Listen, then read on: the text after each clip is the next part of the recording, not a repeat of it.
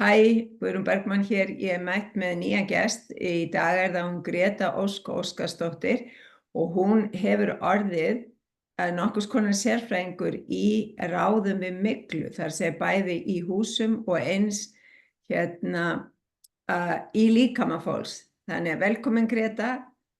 Takk fyrir gaman að sjá þig. Takk Já, fyrir að hafa mig í sömuleiðis. viðtali. Þetta er Já. gaman.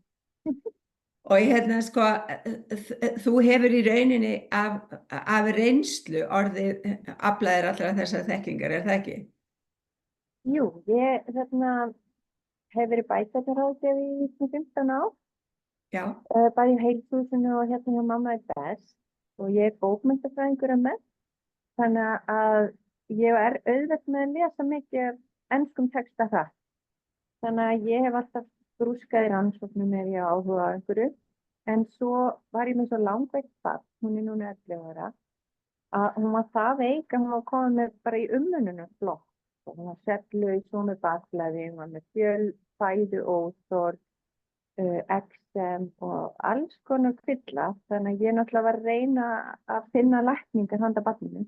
já, Og ég skoðaði ýmislegt og við fórum til ofnæmislækna, meltingarsérfræðings, hitt og þetta. En ég fór svona aðeins að grúska og googla nokkur einkenni saman og þá fór að koma upp svona fjölfæði óþol væri svo algengt í umhverfisveikindum svona þegar það er mygla í húsnæði. Og þá fór ég bara að hafa áhuga á þessu málefni, þessu rakaskemmdum og myglu í húsnæði og hvað áhrif það gæti haft á heilsu. Og svo kom í ljós að það var dulin mygla inn í húsnæði hjá okkur, það var bara inn í vegg, ekkert sýnilegt í yfirborðinu já, og í svefnherberginu hjá barninu. Og við vorum með svona, ég hafði farið í endurhæfingu og svo vextið milli herðablana, fyrrandi maðurinn minn var með nokkur óþol og þau svo mikið og svona það var og við vorum svona þreytt og þannig að þá fórum við að tengja þessa hluti. Svo fór ég bara að safna rannsóknum að því ég fylgdist fullt af fólki sem var að grúska í þessu eða vanni þetta. Ég fylgdist fólki sem var að vinna við að greina svona húsnæði, fylgdist fólki sem var áhuga á umhverfisveikindum, fólki í stjórnmálum og fleiri sem var áhuga þetta málefni því að það var að koma upp að þú var mikið af svona vandamálum í skólum og leikskólum af því eftir hruni þá var viðhald látið sitja svolítið hakanum til að spara en svo var það verða orðið svo dýrt fyrir bara heilsu barnanna og starfsfólksins. Þannig að ég safnaði saman safni af rannsóknum af því að ég rakti mig á það. Við gerum við húsnæði okkur í 3 hollum og bara gerum þetta upp. Fengum eina helstu sérfræðinga á landinu til að gera það. Og heilsan batnaði alltaf í hvert sinn, fyrir utan bara bækerni og heilsu samlega stæði sem við vorum að nota sem að virkaði virkilega vel. Og við vorum bara alltaf önnur.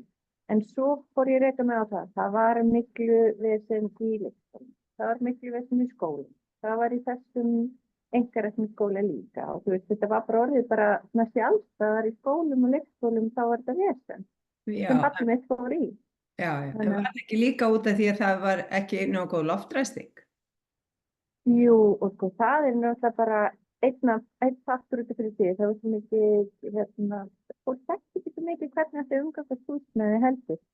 Af því að sko, það þarf að helst að það hafa einhverju loftun nema þessi óveður eða svona rosaleg gosmengun eða eitthvað rosalegt snjóstormur eða regn úti. Það þarf eiginlega alltaf að vera smá loftun til þessi heilbrigði loftskipti af því að loftið úti við er margfalt hreinna heldur en inni. Hvort sem er að nýbyggingu eða gamalt hús, það skiptir bara ekki máli því að meira sér í nýjum húsum er útgufun af nýju efnunum þannig að útiloftið er alltaf margfalt hreinna nema þegar gosmengun er að ræða hefur verið eitthvað slys eða eitthvað svoleiðis. Já, já. Þannig að og síðan líka loftræstikerfin sem eru í þessum skólum sem er kannski fyrir 50-10 ár en á að gera árlega eða annarkvæmt eitthvað svoleiðis. Það er eitt, já. Dreifist yfir þess og yfir fólk og bara svona óvinnandi allan daginn. Og þá er oft þannig ef við nýbyggingum þá er kannski einu með möguleiki á loft út og ég veit að þetta er lögbergi í háskólanum, þá voru engir opnandi gluggar í stórum hluta af byggingunum. Hún var mjög gömul og ég veit ekki hvernig loftreikingi var þar. Fólk var mjög þreytt af minni. Voru ekki opnalegi gluggar? Nei, ekki í lögfræði, ekki það sem maður læri í lögfræði. Allavega ekki í alveg heilum renning af byggingunni og nokkrum hæðum upp. Og þetta var bara gömul bygging og ég veit ekki hvort það var loftreikingar hlýtur að hafa verið eða hvernig skrifum á henni var hafað, en fólk var mjög þreytt alltaf að minni byggingunni. Og það náttúrulega ekki heilnægt, hvort maður miklu er að ræða inn í húsinu eða ekki. Og svo komst ég að því að það mjög algengt að það sé einhvers konar rakaskemmdir að mikla í húsnæði. Það kannski upp undir 30% af húsnæði, 40% ef fólk fyrir kannski meðvitað í samfélaginu það. Og svo fyrir náttúrulega bara eftir líka byggingaraðferðum og kúltúr og hvernig byggt og fleira. En þú veist að það þarf ekkert að skammast inn fyrir að uppsölda miklu heimiliseftileg, það getur bara, það bara við eðlilegt að má. Bara húsnæði þarf viðhald reglulega, annars náttúrulega bara safnast upp eins og með líkama, maður gefur hann alltaf bara sykurna og það safnast upp sýkingar og svo stegum magnast hvernig slæmt þetta það verður krossmengun og það verður grafsir af fleiri bakteríur eða eitthvað, þú veist, þannig að þetta bara hafa heilbrigt hús líka rosa mikilvægt fyrir heilsuna, alveg svo hafa okkar hús eða okkar tempul eða hvað við segja virki í lagi, þannig að það hefur rosalega mikið meiri áhrif en fólk hér í rauninni umhverfið, nánast umhverfið okkar. Það er alveg ljóst að það hefur það sko, en það er líka eins og þú segir með dulda miklu sem er svona inn í veggju að hún er að hafa alveg jafn slæma áhrif og svo sem er sýnileg og svo líka bara svona þegar það mynda svarta randir í gluggum að fólk gerir sér ofta ekki grein fyrir hvað það er. Og svo getur þetta, sko það er mjög algengt að mikið í þaki eða undir gólfefni eins og það er kortflísar eða parkett eða það er eitthvað að leikja undir svo það þurrka kannski. En náttúrulega góð vísbending ef það bólga á við eða í vegg, það er eitthvað bólga. Þá sést það sko. En hvernig leystur þú svona almennt dæmi með þú veist, ráðleggingar til fólks við svona miklu? Nú er þetta að hafa áhrif á fólk það er eins og það bara lamist ónæmiskerfi hjá fólki við þetta þegar það verður langvarandi. Já, það sem kemur fyrir ónæmiskerfið oft í svona mengun. Það er náttúrulega mismunandi tegundir af myglu, mismunandi alvarlegt og getur verið eitthvað blöndusúpa og það getur verið einhver svona bakteríur sem ræktast, bakteríur fleira sem hefur áhrif. Lítil svona sveppeitur eða sveppagróð, þannig að þetta er svo misjafnt, en það sem er að gerast oft í ónæmiskerfið hjá fólki er að annarkvort það bara bælist niður, af því það næri ekki annað öllu sem það þarf öllum verkefnum dagsins, það verður mikið og þá getur við fengið svona lágan hita, lélegt ónæmiskerfi, það bara tekur allar pestir og það er eins og sár eru sein að gróa, það verður bara svona vanvirk eða þá það fyrir hinn áttina að verður ofvirk, það verður bara eksem fyrir öllu, óþol fyrir öllu, það fyrir bara svona í yfirsnýning. Svo verður bara hættir, þú veist maður hættir að þola efni, hættir að þola fæðu og þá verður bólgur í öllum líkamanum af því það er bólgusvar við einhverju áreiti, þannig að það getur orðið svona eiginlega ýmist. Annarkvort verður fólk mjög þörft og mjög þreytt og eða þá verður bara allt fyrir svo stormur í líkamanum. Það er svona sætukænstormur. Já, akkurat, það gerir svoleiðis. Það verður eins og ónæmiskerfi verður ofvirkt. Akkurat, það er mjög algengt. Og fólk náttúrulega á oft við síþreytu og kvíða að etja þeirra í svona aðstæðum. Þannig að þetta er ekki öfundsvert. Og einn sem ég þekki sem að bara rosalega klár ungu maður, hann var komin til 16 lækna. Hann vissi ekki hvað þá getur hann loksins tengið hvað væri, þá var þetta samnefnari. Samnefnari var mikla einhver staðar í hans umhverfi. Já, og það var að valda því að hann var að leita til 16 lækna, en það segir manni líka að ef maður fókusar á rétta stað, þá er líka svo mikið hægt að græða á því og spara peningi að lækna gildum og svona. Það er með kemst að róti vandans. Það er alltaf stórmálið. Já, það var náttúrulega fólk var svolítið fæst við þetta kannski og líka bara kerfið svolítið trekt. Þetta er eins og með silfurfyllingarnar sem að voru svo umdeildar og svona. Já, Svo voru þær bara að láta svona hverfa svona hægt og rólega að burtu svo þeir eru ekki lögsóknir. já, Þannig að það eru ekki notaðar eins mikið en svo var samt eiginlega aldrei viðurkennt neitt sérstaklega mikið hvað þetta var skaðlegt. Þetta er svona svipað, kerfið var mjög tregt við að viðurkenna þetta því þá yrði svo mikil ábyrgð, þá yrði svo mikil jafnvel þetta lögstæki fyrir skaða og heilsu barna og svona. Þetta var svo erfitt og þrúgandi og alvarlegt á tímabili. Svo fólk líka bara eiga við sinna eigin skynjun og raunveruleikanum, bara nei, þetta getur ekki svona slæmt og sumir eru bara svo viðkvæmir eitthvað, þannig að þetta sem betur fer komið allt annað stað. já, en það kvikasilfumengun var, sko, ég man alltaf, ég var með sko málmbræð í munninu þegar ég var með kvikasilfufyllingar sem ég lét taka úr fyrir 20-30 árum síðan. Já, þetta var mjög alvarlegt fyrir heilsu fólks, þetta safnast upp í innkirtlum, í heila. Unnusti minn var í frjálsum íþróttum þegar hann var ungur og alltaf þegar hann fór í kúluvarp þá fekk hann svo illt í fyllingarnar það er bara segul þannig að hann var svo lélur í kúluvarpi svo bestur í spjótkasti. Þetta er alveg ótrúlegt. Já, málmar eru náttúrulega málmar og sveppir, þeir eru töfra, þeir geta verið svo skaðlegir og geta verið svo heilnæmir. Það fyrir eftir hvað við erum að tala um. Já, þetta er alveg eins og galdra. Já, algjörlega, sko, algjörlega. Já. En segi nú svo að ég væri með myglu, þú veist, sem ég reyndar ekki með, ég með nóg annað eins og það stendur. Að hvað er helst til ráða til þess að ná heilsu aftur? Já, sko það fyrsta sem að fólk gerir oft er náttúrulega að fá sérfræðing á gólfið að gera úttekt á einmitt veggjum eða loftræstingu og fá ráðgjöf. Ég veit að sko, verkvist eru góðir sérfræðingar. Verkvist? Já, verkvist. Það er eigandinn Silvia sem er helsti sérfræðingur á landinu. Hún var hjá Eflu en er núna búin að stofna þetta í fyrirtæki sem heitir Verkvist. Og síðan er einn smiður sem er rosalega bara orðinn naskur í þessum málum og mælingum og sjá sem heitir, kallað Simmi-smiður og hann er með fyrirtæki sem heitir Fagmat. Svo er Efla náttúrulega með margar ára reynslu í þessu. Já. Svo eru mörg önnur fyrirtæki sem eru að gefa sig út fyrir þú veist, og hafa verið í svona skoðunum en það er náttúrulega bara svo misjafnt hversu miklu sérfræðingar fólk í rauninni er að það er engin löggilding mér skilst það sé rétt á því hvað er fullnægjandi fyrir fyrirtæki til að gera úttektir en ég veit að þannig að þessir aðilar eru nokkuð góðir í skoðunum. Já. Og síðast þegar ég vissi þá til að gera við þá var það heilbrigð hús og Fagmat sem voru góðir í því.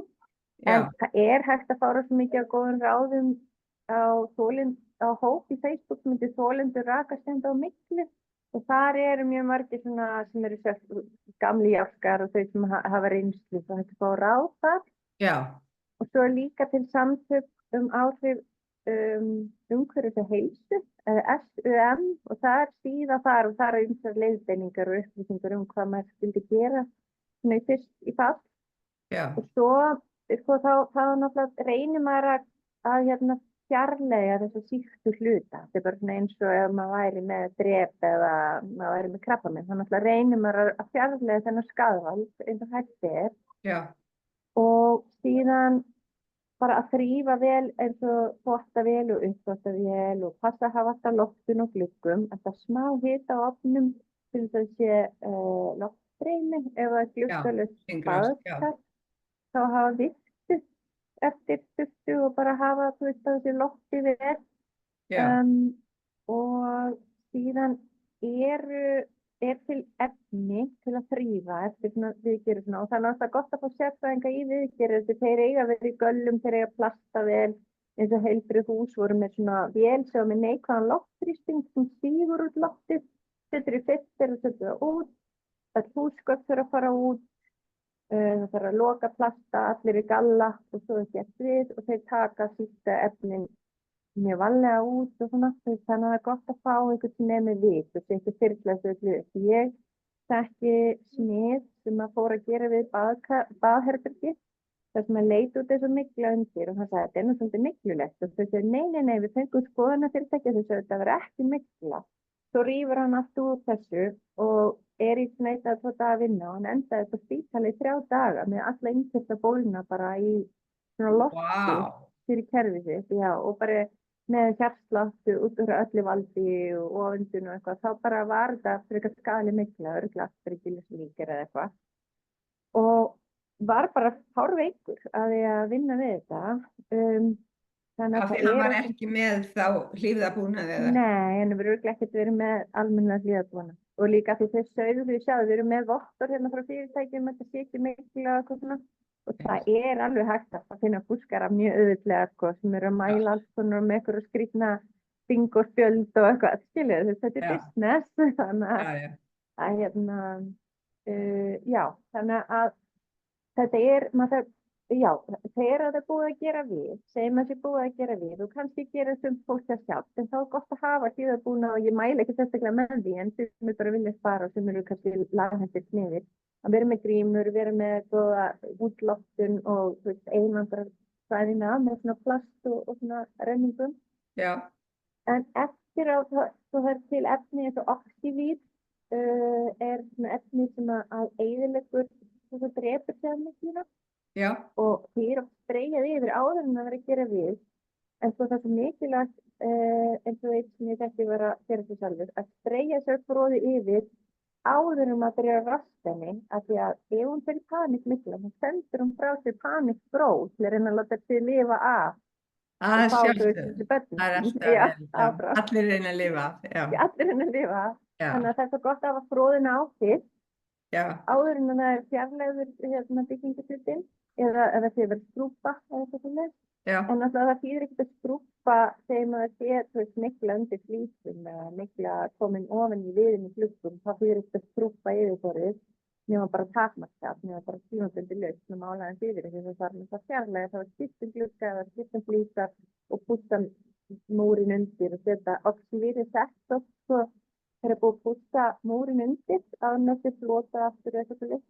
Til þess að því aftur og fotna áður en þessi síðan lagt á aftur og rótalóni notaði svo og svolítið þetta að þrýfa föt. Já, þegar það þarf að setja all föt fjölskyldunar í þvottavélina. Já, og svolítið. Og oftir svo sópum og jafnfötum og púðum og svona hent og farskap. En ef það eru málmar, gler, sumir þólafötin sem aftur sem ekki, sumir þurfa geimin í geimsleitu þar og svo pröfa seinna hvort kerfið og þóla. Þetta virkilega þannig að fólk þurfa að henda heilu sófanum og stólunum og rúmunum og flýtingarnar hafa ekkert greitt ofta af þessu. Þessum var þetta svolítið alvarlegt. Það voru svo margir lend í þessu og til dæmis Halldóra Mogensen þingmaður Pírata tók þetta, hún lenti sér sjálf, þurfti að fara gæla öllu sinni umbúi og var svo mikið í þessum málum að koma á úrræðum við rakaskemmdum og Pírata voru með samræmda ástandsskoðun fyrir húsnæði sem er ennþá í nefnd núna 3 árum seinna.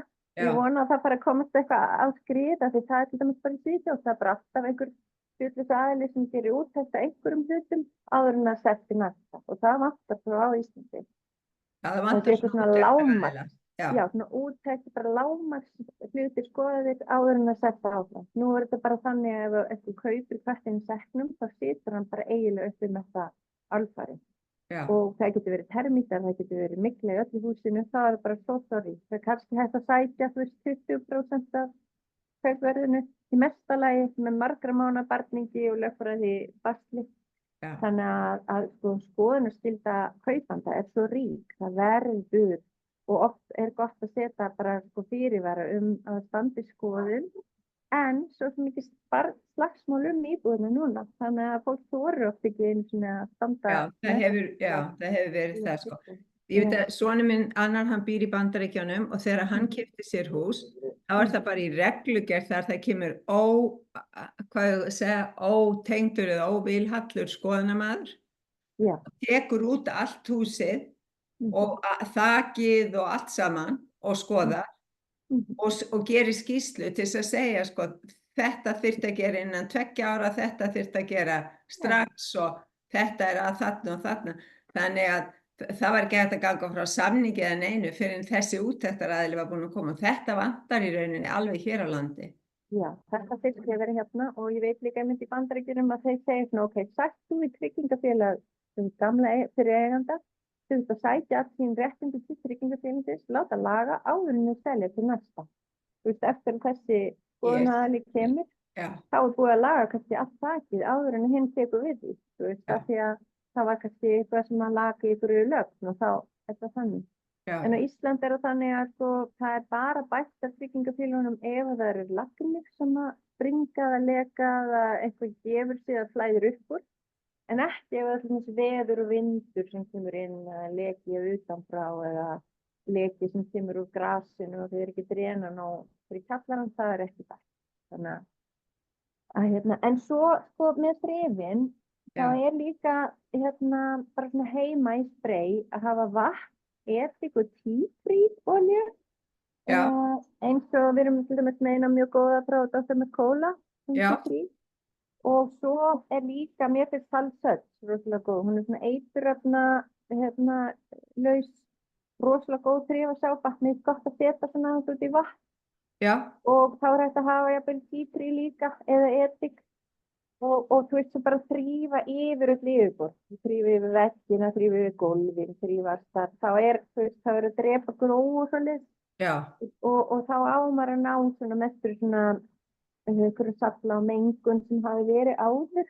Þetta alveg nauðsynlegt bara í öllum húsum almennt að gera svona? Og þetta væri alveg bara fínt að eiga alltaf, þú veist, af því að það getur komið eitthvað út í þvottavélina, það getur komið eitthvað smá í einhverju niðurföllum sem síðan aðeins að fara yfir húsið eða eitthvað. Þannig að þetta bara mjög sniðugt og við eigum líka eins og fara á Dr. Bronnis þá eigum við tea tree línu af bara eitthvað sjampó og sápum og svona, tea tree svo drepur svo rosalega vel sveppinn, en lavendur gerir það reyndar líka, en það bara aðeins minni við tea tree náttúrulega bara ótrúlega gott sko, og góð olía og góð efni sem að tea tree olían í og mjög bakteríuhreinsandi. Og eukalyptus ágætlega lofthreinsandi líka, ef við erum með eitthvað svona rakatæki, þá náttúrulega tea tree, lavendur og eukalyptus mjög hreinsandi upp á þetta máli gera. Meinar að setja bara í svona rakatæki svona?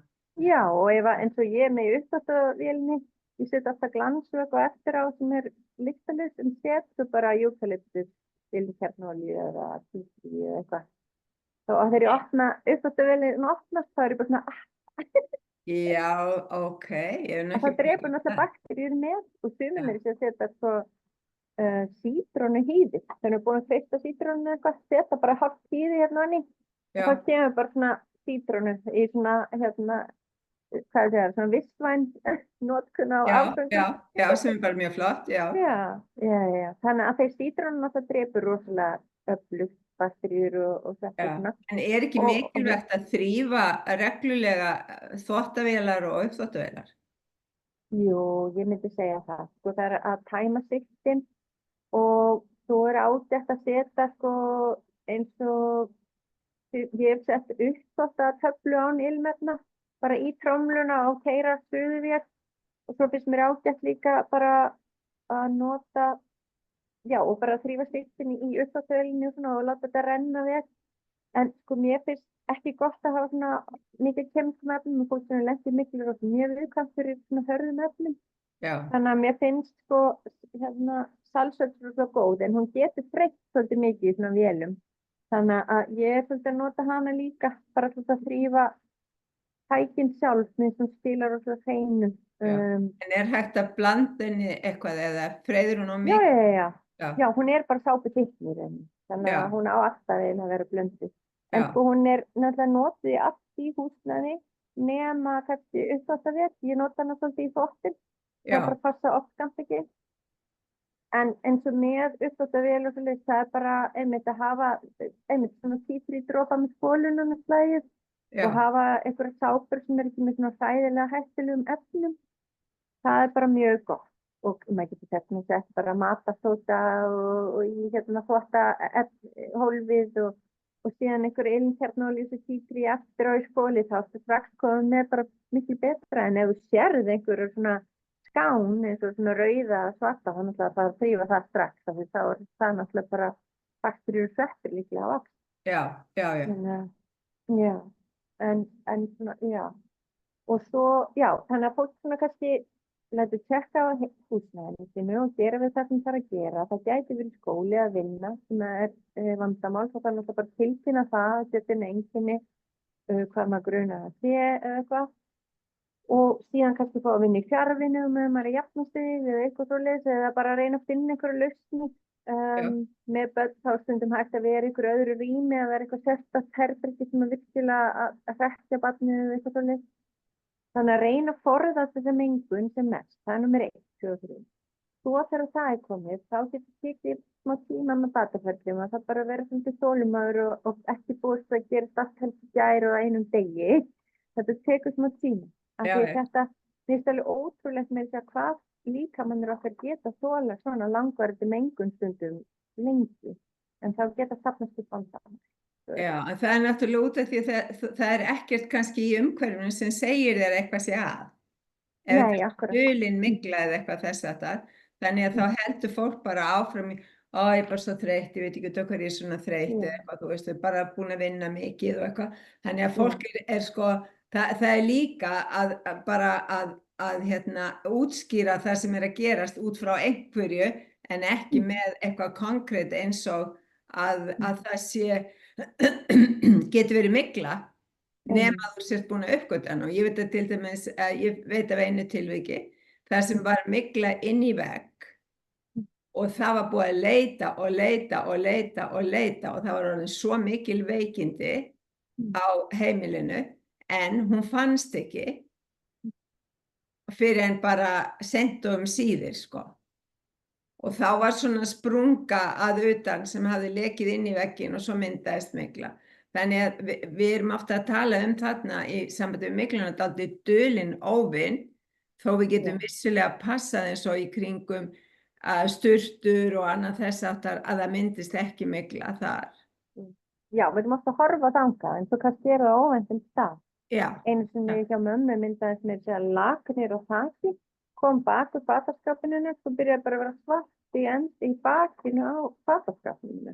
Þannig að þá var sýsti mín kom með MS-kast og bólna sjóntaug og mamma kom með krabbamein í heilanum þannig að maður pælir í hvað er tengt og hvað ekki. Já. Þannig að það sem það gerist oft þegar fólk er veikt og tengir það ekki við. Það er kannski með sár sem er lengi að gróa, kannski með burnout. Það er kannski í endurhæfingu hjá vigt, það er kannski í ofsakvíða, það er kannski með alla flensur, astma, það getur verið alls konar. Og það er mjög líka persónubundi hvað er að koma fram. Já. Það getur verið að maðurinn minn sem er kannski allt önnur einkenni en ég, en við erum bæði að stressa. Og ofnæmi og óþol, þau eru mjög algengt í svona, og roði og eksem og svona bara upp í slímhúðinni, augunum og fleira. Og fólk að því ónæmiskerfið segir manni, það er eitthvað að. Og það getur komið út sem kvíði, það getur komið út sem hjartsláttur og fleira. En svo þegar maður maður býr hana hverjum degi og kerfið skynjar, það er ekkert að fara að breytast. Þá dampast niður þessi hættubóð, þau bara verða vanir. Og þá eiginlega verði, þetta heitir masking, þá bara verði bara svona eins og við bara setjum á grímun okkar og það verður bara doði og við bara erum við henni. Svo þurfum við kannski komin út úr aðstæðanum. Við þurfum aftur inn í húsið og breytt. Þá bara byrja öll kerfinu fyrir á milljón. Það eru miklu alvarlegri einkenni en voru áður. Já. Af því líka maður var bara búin að venja sig við þetta. Hann var bara búin að sjá að það var ekkert annað í boði nema að gera það best á því sem var í boði. Þannig að þá verður fólk oft næmara fyrst. Og ein vinkonu mín flúði úr bara nýlegu húsi nýbyggðu eiginlega, því suma nýbyggingunum bara strax að leka bara inn á vegg, þú veist, að þau eru illa byggðu svona. Og þau getur stórhættuleg nýbygging. Fólk segja að því ef nýri byggingu, það getur ekki verið, en það getur bara mjög vel verið að því að ef að nýbygging er ekki til dæmis í einingahúsið ekki sett, rétt saman, ef að pípulagningafrágangur er ekki nógu góður, það getur bara verið 100% raki og stillin á vegg og bara verið alveg mikla í nýju byggingum, það getur alveg verið. Já. Og hún fékk svona í leiguhúsnæði, rosa flotta nýju leiguhúsnæði, hún þurfti að flýja, að því mælingamaður sagði bara að það er 100% rakin á þessu vegg og þurfu yfirgefa húsi í dag. Og hún var svo veik eftir þetta, hún komst ekki eins og út í búðið. Það var ómikið umhverfis áreiti fyrir hana, það var ekki bara bónusa krónuna. Þannig að það tók bara rosa langan tíma fyrir hana. Núna er hún alveg bara, þú sér ekki þetta á henni, það finnur ekki þannig. En þú veist, þannig að fyrst í fall getur þetta verið svolítið óvænlegt og svona. Sumir þurfa bara að hvað þetta vindsæng og verið bara í, þú veist, frekar nýlu þar sem að þolendur raka og miklu hafa oft haft sem sögur þetta regli að við eru þessi ofur viðkvæmustu. Þau reynda að finna sér íbúð að kaupa eða leigja sem var byggð á ákveðum byggjanda, ég veit ekki hvort ég nefndi fyrirtæki en það hafi verið þá 10 ára sem til að gasa út þessi nýju efnin, þannig að þeir alviðkvæmustu heiftu ákveðum byggjanda sem hafi hlustað á eflu með ráðgjöfum pípulagningar og fleira og byggðu steypuhús með bárujárni utan á með góðan frágang og gluggum, þannig að þau voru bara alltaf að leita að íbúðum frá þessum byggjanda sem var til þetta 10 ára gömul. En sem eru bara með vindsæng fyrst í fall, þau þola kannski dýnur sem eru gamlar fyrir að kaupa sér, þannig byrja frelsi og segja fólki ef þau eru mjög veik og svo byrja bara hreinsun og ferli og það er náttúrulega mataræði rosalega mikilvægt. Það sem að hefur gagnast fyrst mér fólki sem er svona veikt er gattmataræði fyrst mér sniðu til þess að reyna að læknast í byrjunni. Það Hvað segirðu? Hvað kallar það? Já, það er gattmataræði, það er bók sem heitir Meltingavegurinn og geðheilsa og fæst í öllum bókasöfnum og er gættæð á ensku. Það er í rauninni byggist svolítið mikið á bara súpustóðum og lágkolvetna uppskriftum og mikið grænmeti og svona og reyna að núlstilla líkamann og það afeitrar svolítið mikið þungmálum. Af því það sem að gerist svolítið mikið og það safnast mikið upp á þungmálumum og sýkingum í líkamanum. Þannig að þetta er heilmikið ferli. Við erum alltaf með kerfi sem hreinsa, þannig að þetta tekur smá tíma og rosalega misjafnt hvað fólk er að glíma við, sem eru með histamín, óþol, sem eru með óþol fyrir einhverju mat og hinn og þessu. Það hefur gagnast vel að fara til 2 ofnæmislækna sem að allavega til ofnæmislækna sem mæla sykkur ofnæmi. Það er þess að kortleggja fyrst hverju maður er viðkvæmasti fyrir að meðan maður er að lækna sig. Þá er þetta Bolli Bjarnason í Grensás, hann tekur plástraprófin, þú veist þessu snirtifuru, nikkel og fleira, spyr mann hvað maður getur verið með viðkvæmasti fyrir og testar próf með plástrum í 3 daga. Og svo er ein sem var allavega þegar ég vissi að síðast, þetta er Unnusteina Mjótt, hún tekur punktaprófin og þá er það dýraofnæmi, grasa og frjókornaofnæmi og svona. Það er fínt að fá kortlengingu af þessu til þess að athuga hverju mestu triggerarnir eru. Af því að það sem það gerist oft, eitt færasti ofnæmisjafnfræðingur í heimi var með kenningar til dæmis af hverju ofnæmi og óþol myndist, að það sé eitthvað skaði sem sé alltaf að koma yfir kerfið, eitrun eða eitthvað. Og þá er eins og innbrotsþjófur komið inn í heimilið. Það byrja að koma bíp, bíp, bíp, bíp, svona viðvörunarmerki fyrir að finna innbrotsþjófinn. Hver er að skaða mig? Og þá kemur líkaminn og byrjar að finna með hvítu frjónum rautt flagg. Er þetta með mig? Er þetta með mig? Og þá aftur við komið lekan þarm sem fylgir oss miklu veikindum og þá er þetta leka hlutur í blóðið og þá heldur líkaminn, sykur er óvinnur eða mjólk er óvinnur því það er erfitt fyrir mig eða og oft er fólk komið með glúten og mjölkur og það þarf að vinda ofan á alls konar við þessu en það er bara gott að fókusa svona eitt í einu, ekki panika, reyna að gera það sem að getur kannski fram að síðdegis, svona 4, slaka á restunum deginum, ekki verið að keyra sig áfram þetta kerfið líka bara í kvíða og þreyta, rosalega algengt síþreyta í þessu en svo bara er eitt af mikilvægasta sem að gerir er að byrja að reyna að losa þannig að meltingin komist í lag og það sé hringrás og við til dæmis aloe laxtöflur sem eru bara svona mild svona losun, það er mjög mikilvægt af því að það er oft mikið fast, mikið óhreinindum og maður byrjar að eitthvað nýtt, þá verður að vera pípunar í lagi svo þessi hægt að komast út með eiturefni. Já.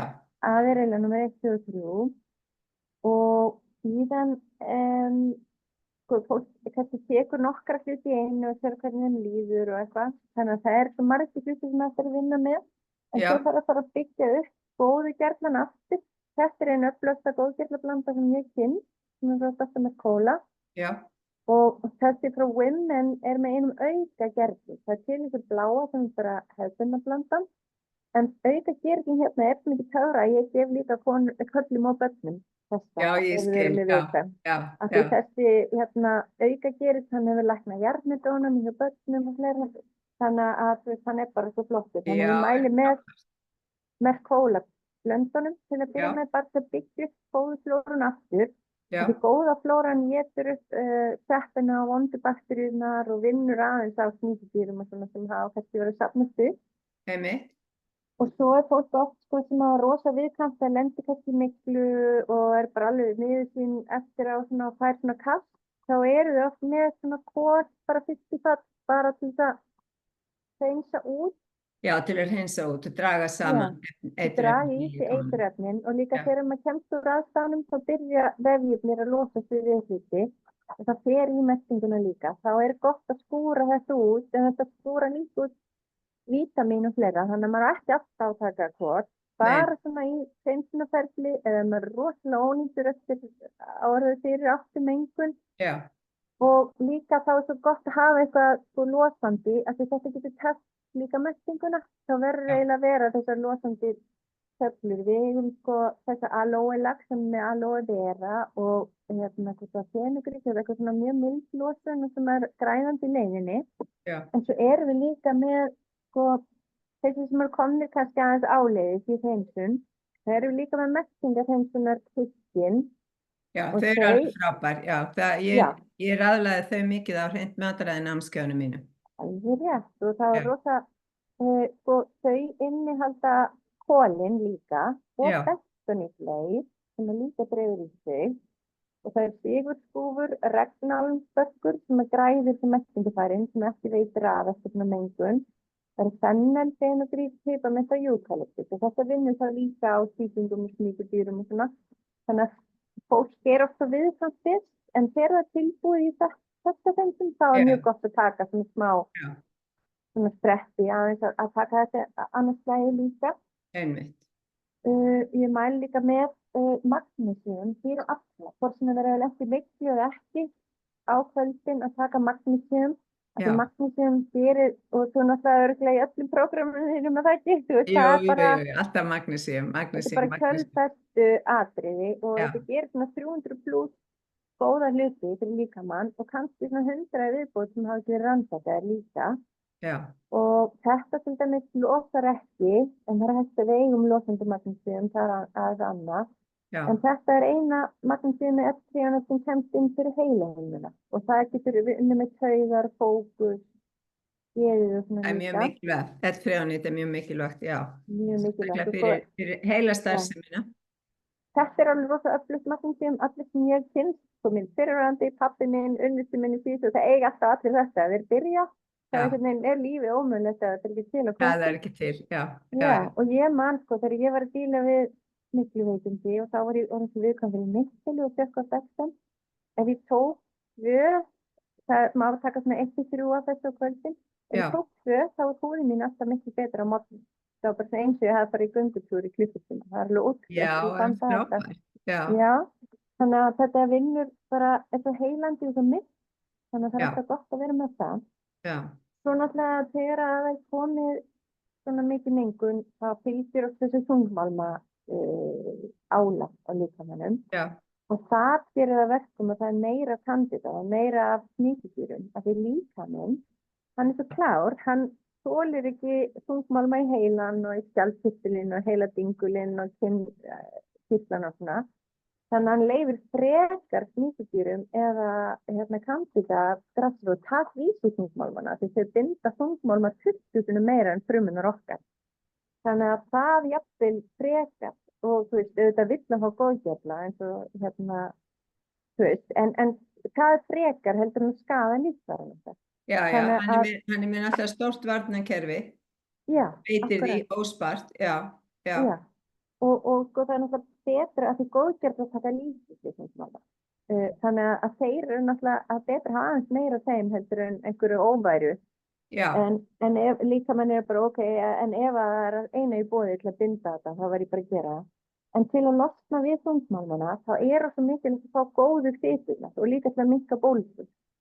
Þannig að til dæmis að fá bara góða ólífólju, lífræna og kaldpressaða, já, bara jafnvel til inntöku eða út af salati eitthvað svona. Það róar kerfið mjög mikið, snitt, húðina og liðina og svo leist bara já. gott að passa að borða ekki mikið sætindi á sama tíma og Það er nú eiginlega þarf að taka þau alveg út, sko. já, nákvæmlega. Ef- Sætindin náttúrulega gefa öllu miklu og Já. bakteríum og óværu Já. að borða. Nei, þeir eru alveg eins og ég veit Já. ekki hvað, þannig það þarf alveg að bara taka og þau bara alveg út. bólgur og allt svona. Já, Þannig að sko svona ólífólja, það er til prógram, það heit prógram erlendis sem að bara byggist á ólífólju, góðu lýsi og dropa lýsi er bara eitt besta lýsi í heiminum, besta lýsi það er í rosalega fínt. Íslandi. Já.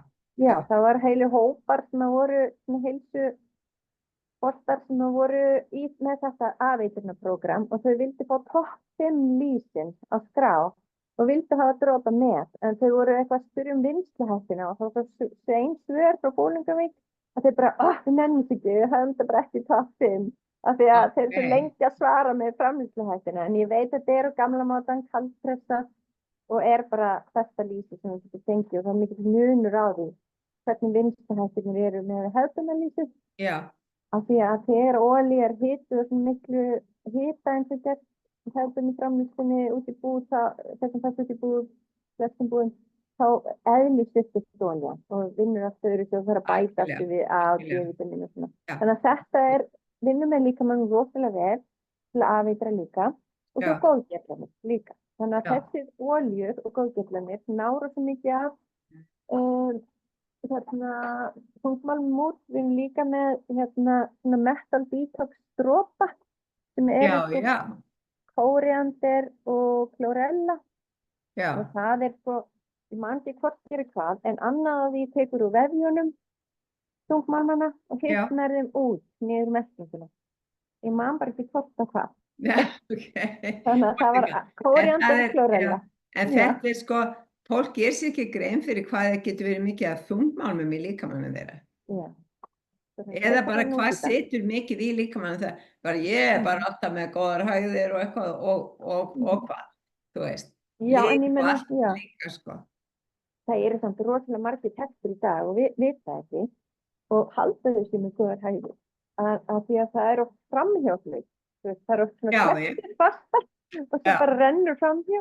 Já, Þannig að fólk einhvern veginn ofta átta sig ekkert á því hvað er mikið með þetta plastmengun, mikið af skordýreitri á fæðinu sem við erum að borða.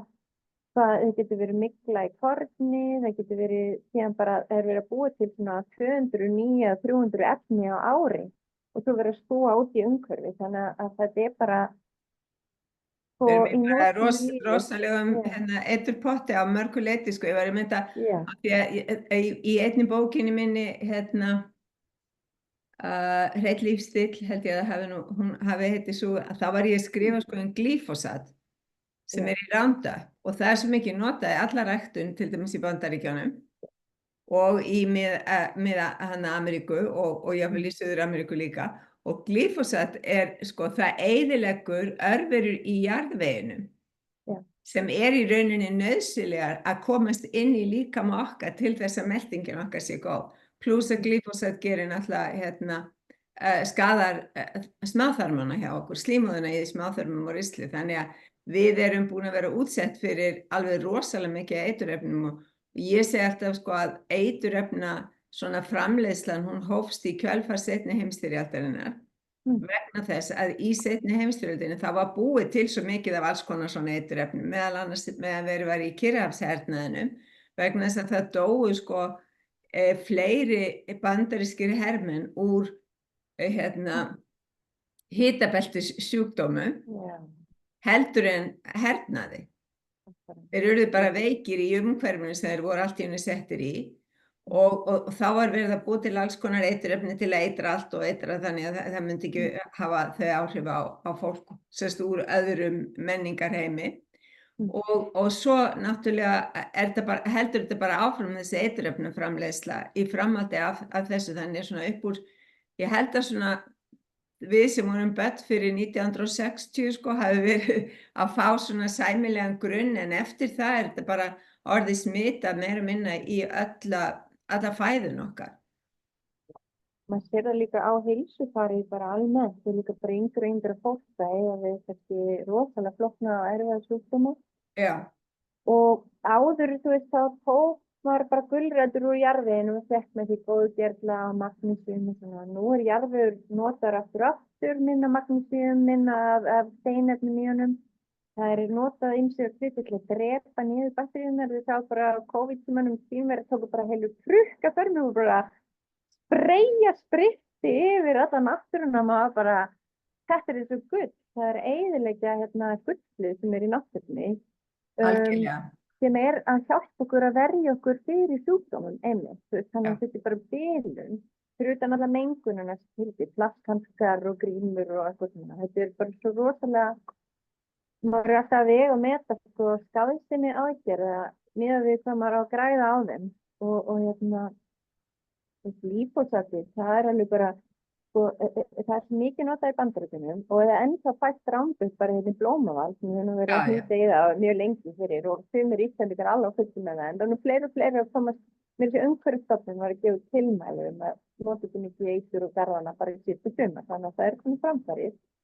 En eins og það mikið notað álpappír við að grilla í Bandaríkjunum og bara Íslandi og þú veist álpappír ekki góður, það hægt að fá kastæronpönnur og fleira járnhluti til að nota í grilli og fleira aðferðir til að nýta til að hita matinn. En ef við erum með glýfósat mengaða fæðu sem mjög oft í Bandaríkjunum og vefur hann í áli og þú borðar hana, þá bæði þar eitur af glýfósatinu en glýfósatið tekur álið beint upp í heila. Þannig að þá miklu meiri líkur á Alzheimer og alls konar svona taugakvillum og sjúkdómum. Þannig að þetta alveg bara ferlegt. Þetta rosa hringferli, alveg rosalega hringferli. Og það sem sko, náttúrulega Alzheimer bara svo faraldur í dag og alltaf yngra fólk sem að fá Alzheimer. Þannig að þess vegna þetta allt með að hreinsa málmár líka svo mjög mikilvægt sko. Já og uppræta sýkingar. Því eiginlega þrjú lykilatriði Alzheimer eru og mikið sykur, sýkingar, margþættar sýkingar og svo málmaeitur í taugunum. Og svo þetta gott að hafa góðum fiturnar til að næra taugabrautirnar en svo segir fólk svo. En hvað með torfkofana í gamla daga? Akkur var fólk ekki forvitað mikið? En það var fullt af góðgerlum í torfinu sem að gerði jafnvægi á jarðveginum sem að hélt í skemjum ofvexti mikið. Og svo komin að hlusta, það var urðið sítt hús og það bara skráði í biblíunu og það bara skráði hér og þar að einhver hús fólk ekki húsasótt. Ef að það gerðist, það gat alveg gerst. Það hét húsasótt í það daga. Já, og þú veist, það gat alveg gerst, en þú veist, jarðvegurinn okkar var bara líka fullur og góðum gerðum og alls konar öðrum sem að heldur þessi jafnvægi. Já. Þannig að það var, auðvitað voru við í torfkofum og svona, en þá voru við líka bara með meiri loftum, þú veist, útiloftum og bara mold með góðgerðum líka. Já. Þannig að... Það voru með hreinan jarðveg, það voru bara húsdýr á búinu. Já. Og svo náttúrulega bara fólk sem orðið líka að koma með óþol, alls konar óþol og svona, þá hún Margrét Grassalæknir með blöndu hjá okkur sem heitir bót og svona bætefni við fyrir óþol. Bara að meðan það að jafna sig. Það jurtablanda og hún læknaði sjálf, hún hefur verið með námskeið og þetta miklu veikindi, ég verið kannski með henni í haust. Já.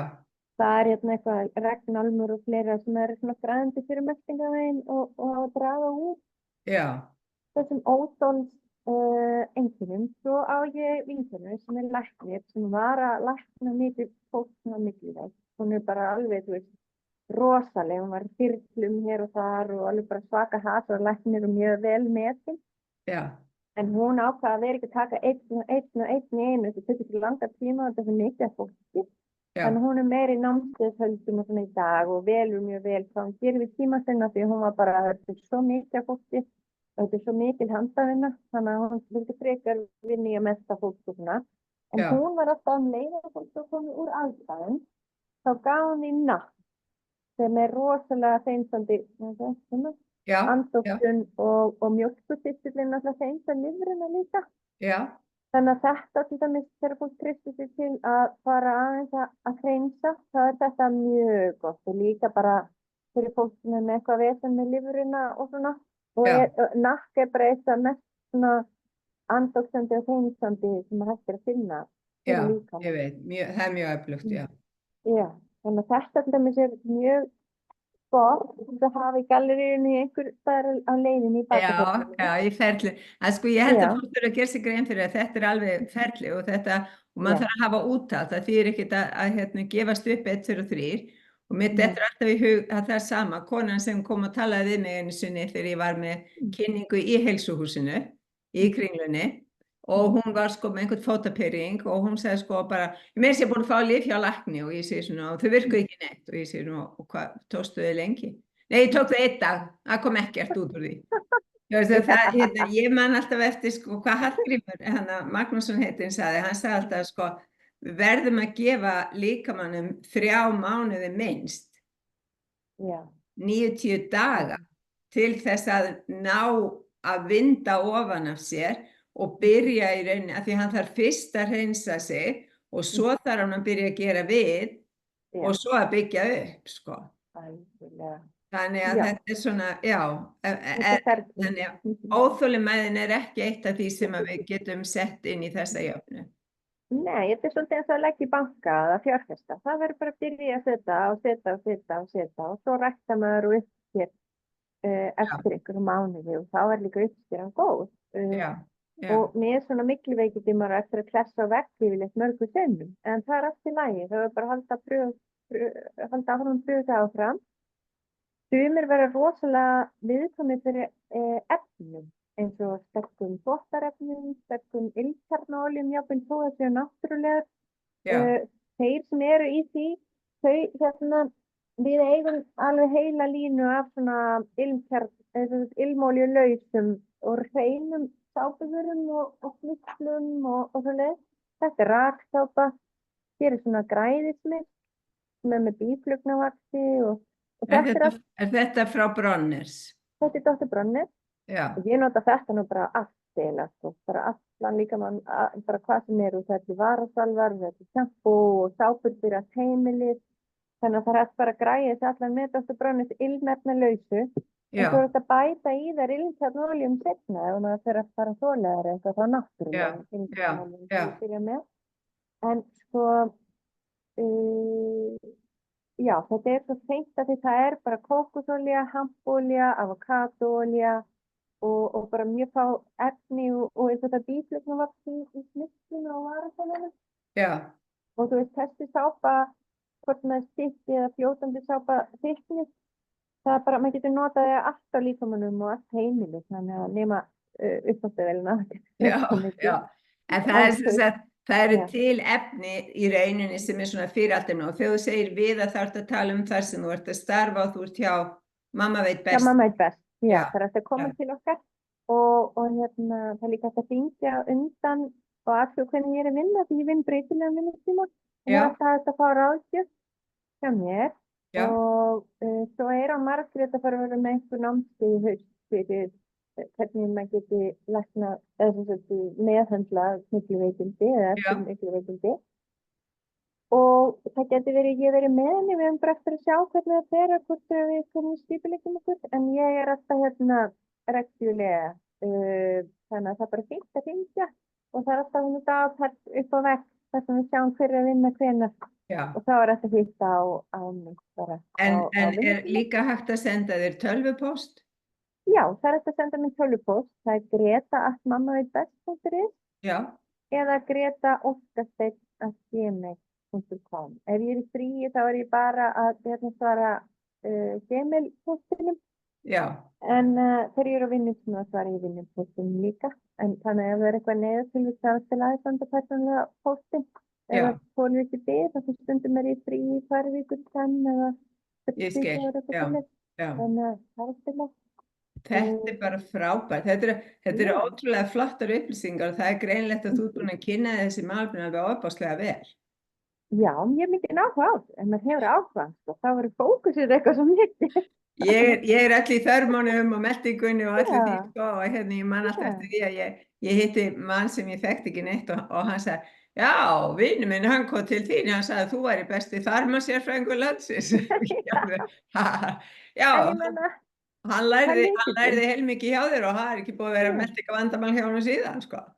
Nei, en ekki bara nóg með það, eins og Hippókrates sagði að heilsan uppruna sinna frá þörmunum. Algjörlega. Það bara svo mikið til í því og svo marglaga, því að beintengingu til heila, þarna eru varnir okkar, það eru utan á okkur og það eru innan í okkur.